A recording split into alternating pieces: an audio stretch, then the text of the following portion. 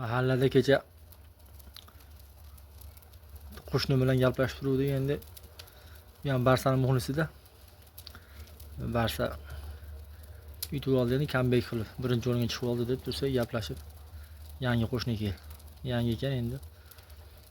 Bilmaymiz-da, bir-birimizni yaxshi tanimaymiz. Yonimga kelib, "Aka, yaxshimisiz?" "Ha, yaxshi, rahmat" desam.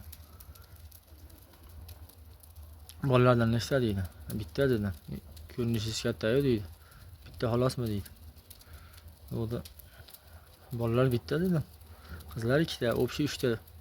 Farzand desam, qarab turib hayron. Farzandlar nechta desiz, to'g'ri javob beraman. Akazi bo'lsa Realning muxlisi ekan. Kecha gaplashib turib, "Ay, Xudo xolasa yutadi, yana birinchi o'ringa chiqib oladi. O'zaro o'yini bor. Vinicius bilan Mbappe qattiq o'ynayapti, tuda-suda." "Ay, yaxshi. Juda eski muxlisiga o'xshaysiz shekilli-ya, Realda" desam, "Ha" deydi. "Necha yil bo'ldi" desam, "Bir 15-20 yil bo'lib qoldi" deydi. "Claude Makeleleni eshitganmisiz" dedi. "Kim?" dedi. "Claude Makelele" dedim. "Yo'q" deydi. "Jose Maria Gutini eshitganmisiz" desam, "Yo'q" deydi. "Shular" dedim. 20 yil emas, 10 yil oldingi Realning muxlislar, Realning futbolchilari bo'lgandi.